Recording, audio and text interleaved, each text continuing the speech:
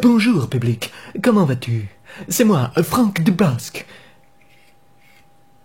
Non, en fait c'est moi, je veux dire, c'est... Vous m'aviez pas reconnu, j'avais des lunettes et...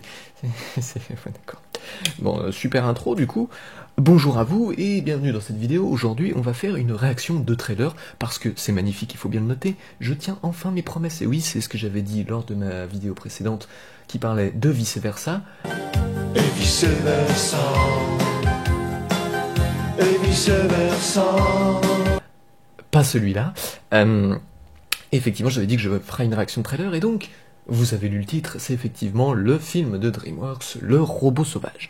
Alors personnellement, j'ai pas vu d'informations circuler vis-à-vis de ce film, si ce n'est que j'en avais entendu parler, je connaissais le titre, mais c'est tout ce que je sais. Personnellement, un film sur un robot, ça ne me parle pas particulièrement, mais on va voir ça, je reviens vers vous après le visionnage et je vous dirai ce que j'en pense.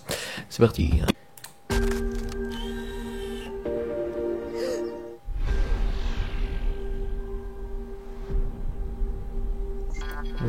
Rapport d'incident.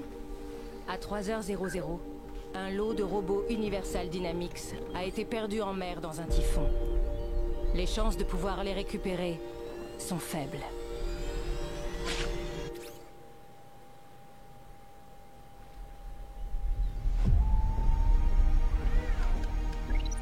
Avez-vous besoin d'assistance? Elle parle du coup.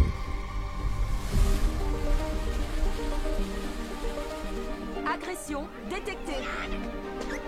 J'ai compris votre problème.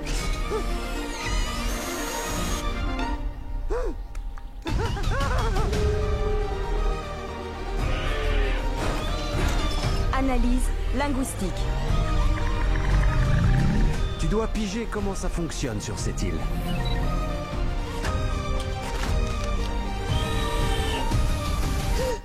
Bonjour. Les oiseaux s'attachent à la première chose qu'ils voient. Comme c'était toi, maintenant tu es sa mère. Je n'ai pas le programme adapté. Personne ne l'a. Il doit apprendre à nager et à voler. Nager c'est fastoche, je peux lui apprendre comme ma mère m'a appris. Nage! C'est un avorton. Ses chances de s'en sortir sont pas terribles. Je le protégerai. Il doit quitter l'île avant l'automne. Attention! C'est plus dangereux pour lui que pour n'importe qui d'autre. Mais il peut y arriver. Bernard S'il Allan, compense la petite taille de ses ailes par la grandeur de son cœur. J'ai eu un mal fou à te retrouver. Tu es défectueuse. Je me sens bien. Tu n'es pas conçue pour ressentir quoi que ce soit. Maman?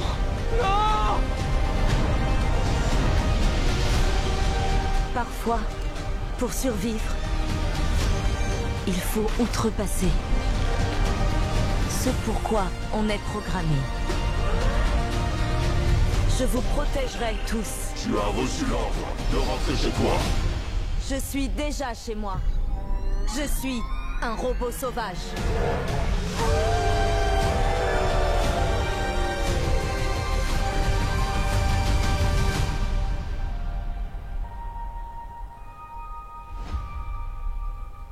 C'est fini, je crois. Ouais, c'est fini. Ok. Bah, je retire tout ce que j'ai dit. Ça m'a l'air d'être super. Ça a vraiment l'air génial. Je m'attendais pas à ça, en fait. Ça va vraiment être intéressant. À la base, je m'attendais à un truc un peu comme ce qu'on avait vu, je sais plus quel est le nom du film, vous me direz en commentaire. C'était une relation d'amitié entre un robot et un petit enfant, un petit garçon, voilà. Je sais plus comment ça s'appelait, ça avait pas l'air du tout intéressant. Là, c'est un peu un trip à la Wall-E, hein, même si c'est facile de faire des liens comme ça. Mais c'est vrai qu'il y a quand même cette opposition nature et technologie qu'il y a dans Wall-E. Il y a aussi l'humanisation faite d'un robot qu'on va suivre et une relation entre quelque chose et ce robot, même si là c'est extrapolé, mais comme c'était le cas avec Eve et Wall-E. Cela dit, du coup, là, ça se démarque pas énormément dans son thème, qui va être, du coup, je pense, ça va vachement mettre en en valeur justement l'humanisation du robot et l'opposition nature-technologie, mais il y a aussi la notion de famille du coup qui va être abordée avec l'oiseau là qu'il va élever. Le graphisme, on va en parler quand même, c'est magnifique. Je suis pas un grand fan de la tournure que prend DreamWorks avec cet effet un peu peinture et ces mouvements saccadés, comme on pouvait avoir dans les Bad Guys ou le Chapeau T2, même si ça plaît beaucoup, je le sais, et en même temps ça coûte moins cher à faire, j'ai l'impression. Mais en général, pour les Bad Guys, par exemple, je vois pas l'intérêt.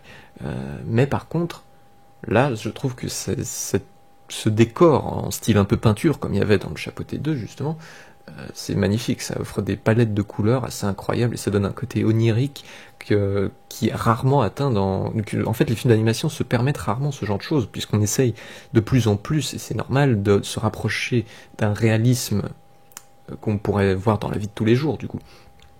Comme on peut voir dans Comme des Bêtes 2, par exemple, où c'est magnifique, mais c'est de plus en plus réaliste, ou dans Sing, hein, qui est des mêmes studios, Illumination, ou même dans tous les Pixar où tout est très réaliste. Soul, par exemple, les rues de New York c'est vraiment des rues de New York, quoi. C'est magnifique, mais très réaliste. Là, c'est vrai que là, ça se permet un côté très artistique, rarement atteint dans les films d'animation, et je trouve c'est magnifique. Les paysages et le côté contemplatif est super bien réussi, rien que dans la bande-annonce. Alors, vraiment bravo.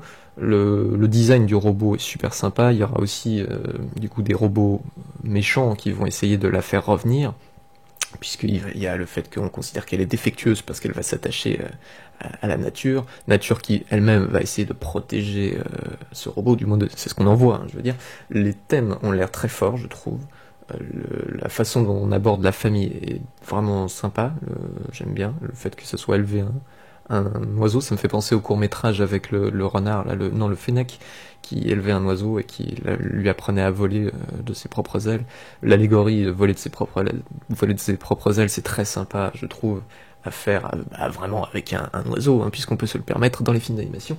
Donc non, très très sympa. Magnifique d'un point de vue graphique. Par contre, j'aime pas du tout le doublage qui a été fait dans cette bande-annonce, super rythmée par contre, magnifique. Je n'aime pas du tout la voix, surtout du robot principal d'ailleurs, qui ne fait pas assez robotique, qui essaye d'être neutre, mais ça marche pas du tout. Je sais pas qui double, et je n'ai rien contre cette personne, hein, mais je n'apprécie pas. Le renard, je trouve pas sa voix très charismatique, et les autres robots qu'on entend, c'est même l'opossum, enfin toutes les voix qu'on entend dans ce trailer, je les trouve pas marquantes, et s'il peut y avoir un retravail à ce niveau-là, ça peut être appréciable. Voilà, c'est tout ce que j'ai à dire vis-à-vis de ça, mais ça donne vraiment de très bons espoirs pour ce film. J'attendais rien de particulier, et là maintenant je suis dans l'attente de voir ce film, qui a l'air vraiment super. Bon bah voilà, on a fini avec cette vidéo. Je ferai une autre analyse aussi de teaser, puisqu'il y a Elio qui sort en 2025, alors la bande-annonce est sortie il y a un petit bout de temps déjà, mais voilà, il faut aussi en parler. Et puis je vous donne du coup rendez-vous pour la prochaine vidéo. À bientôt.